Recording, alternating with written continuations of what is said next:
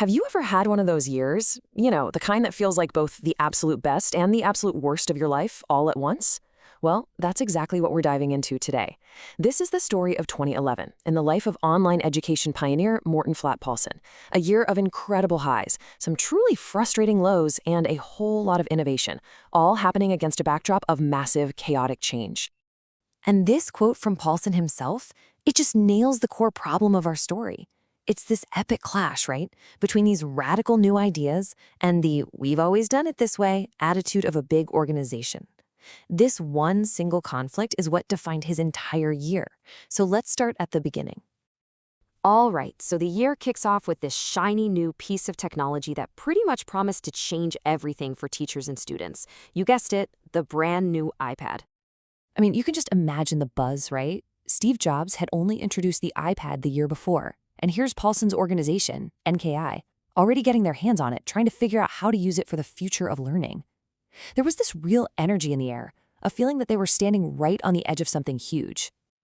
So here's how the rollout went down. On one hand, it was awesome. 60 employees get a brand new iPad. Morale is through the roof, people are talking, they're curious.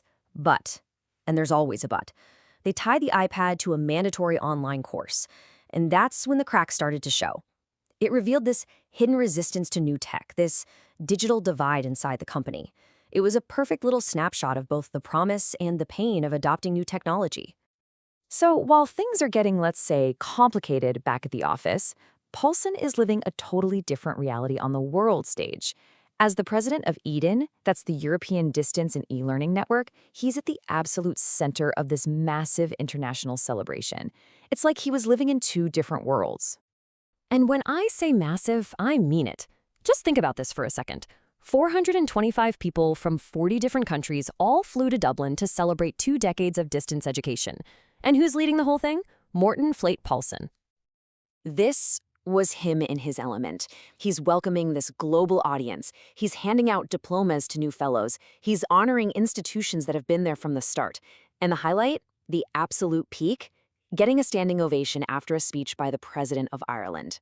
This was it, a moment of total respect and recognition on the world stage. And this is where our story just flips on its head. Because while Paulsen is getting standing ovations in Dublin, back at his home company, NKI, a revolution was starting. And his entire world there was about to fall apart. So, what was the problem? A new CEO. The company had always grown slowly, steadily, carefully. This new leader came in like a whirlwind with all these radical, revolutionary ideas, and it immediately created chaos and pushback. The culture clash was just, wow. Let's break it down. The old NKI way was all about careful, step-by-step development, very frugal. The new approach? Forget that. We're talking revolutionary initiatives, outsourcing services, buying other companies, hiring expensive consultants. They even sponsored a hole at a golf course. And the result?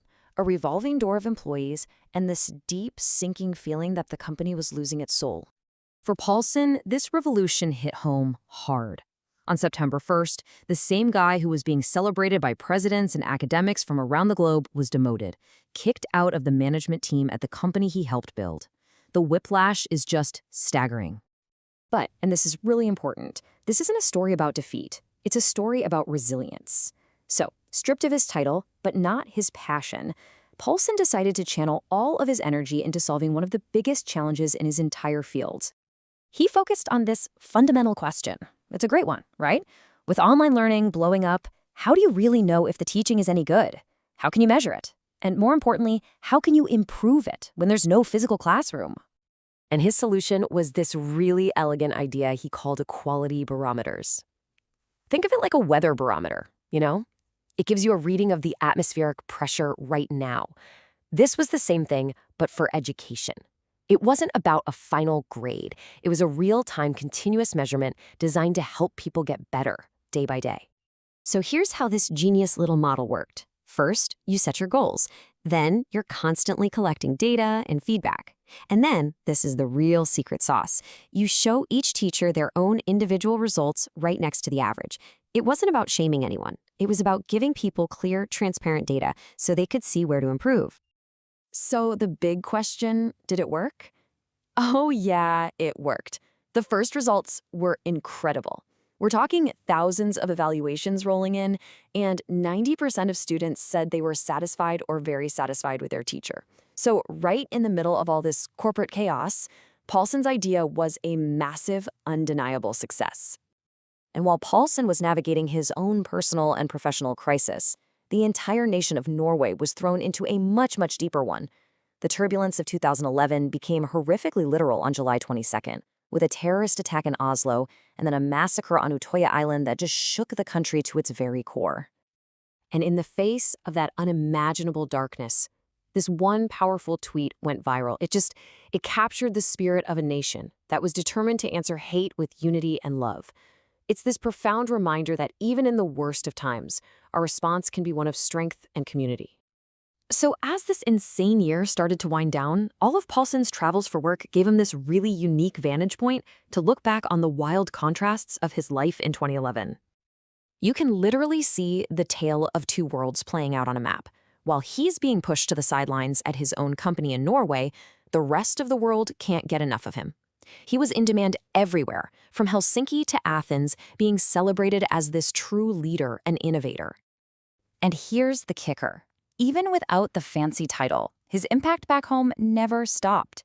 He was still coordinating 22 different development projects, and he, on his own, secured almost 7 million Norwegian kroner in new funding for the company.